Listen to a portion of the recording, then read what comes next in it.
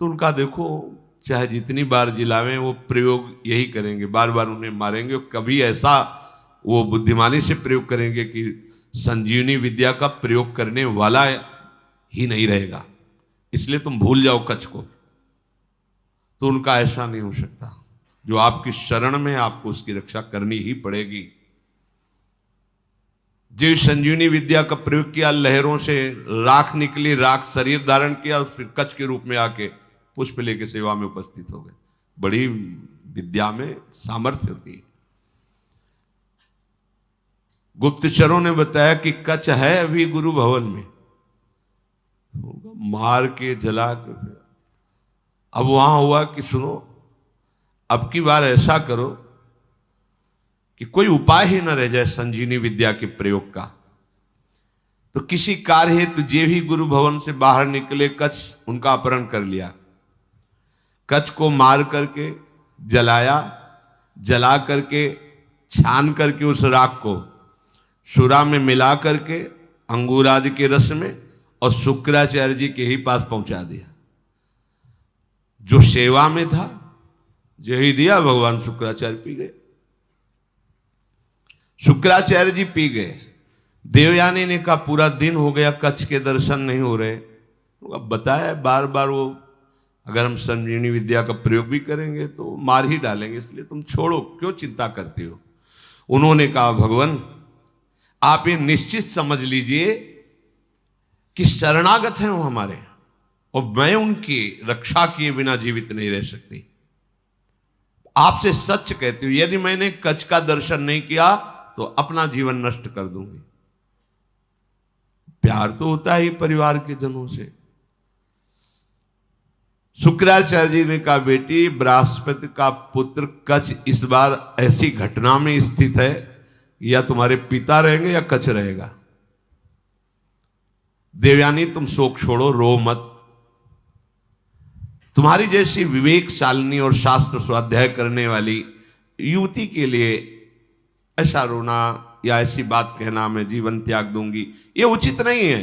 असंभव है अब जिलाना कच्छ को। बोले क्यों? बोले हमारे पेट में पहुंच चुका है वो। ध्यान के द्वारा देखा कि अंगूर आदि के रसों में सुरा मिला के उनको पिला दिया। बोले कच्छ को हम ही को पिला दिया गया। ऐसे ये द्वेषी हैं दैत्यजन कि बाहर से तो पेट फाड़ के निकाल दिए सबके, सब जगह से बुला लिया। अब अगर हम विद्या का प्रयोग करते हैं तो हमारी मृत्यु हो जाएगी, क्योंकि निकलेंगे। देवयानी ने कहा कि मेरे दुख को अगर दूर करना चाहते हैं तो कच्छ को बुलाना ही पड़ेगा। तो उन्होंने कहा इसमें कोई संशय नहीं कि दैत्य लोग बहुत द्वेषी हैं। मेरे शिष्य को मार डाला है भयंकर स्वभाव वाले दैत्य। ये जानते नहीं कि मैं कितनी सामर्थ्य से युक्त हूं, फिर भी मेरे शरणागत को कष्ट दे रहे हैं, विरुद्ध आचरण कर रहे हैं। मुझे लगता है कि अब इनके परास्त होने का समय आ गया है। जब कोई गुरुद्रोह करता है तो उसके नाश का निश्चित समय आ जाता है। इस तरह का अपराध चाहे वो देवराज इंद्र क्यों न हो, उसको भी भयभीत करके परास्त कर देता है। जो ब्रह्मचर्य के पालन में रत है, मेरी आज्ञा में रहता है, मुझे बहुत प्रिय है, उसका कोई अहित करे तो मानो मेरा ही अहित कर रहा है।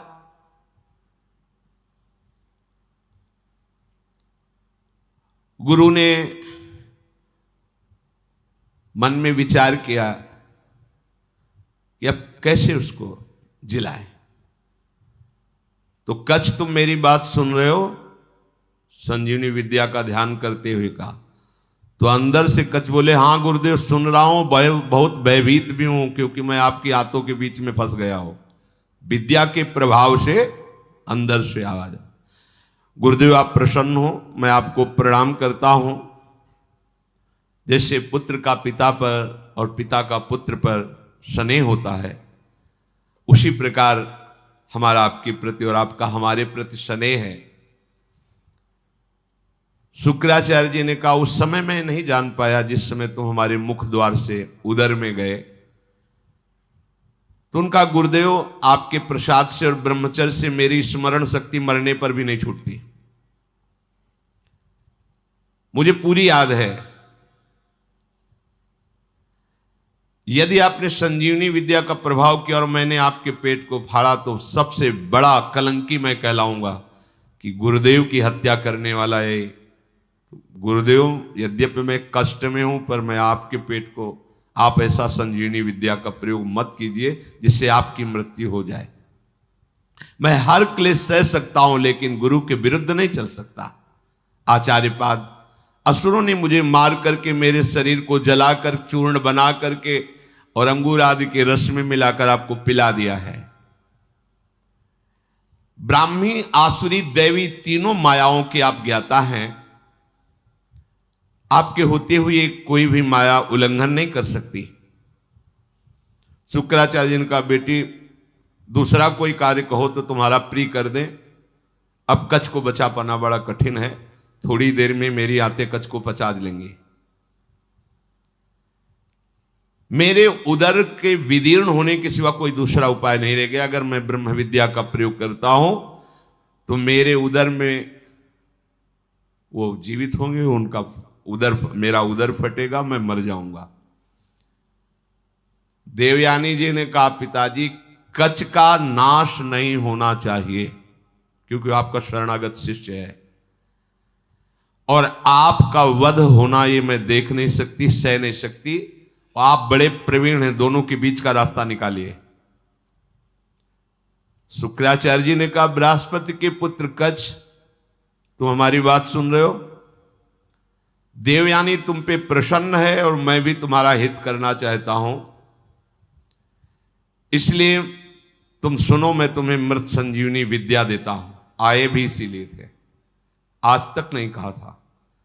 गुरु की शरण जिस भाव से हुआ जाता है, बिना मांगे वो बात पूरी हो जाती है यदि आपकी निष्ठा और भावना है। देखो, ऐसी परिस्थिति दैत्यों ने प्रकट की विपरीत, लेकिन वही विपरीतता इनके लिए अनुकूलता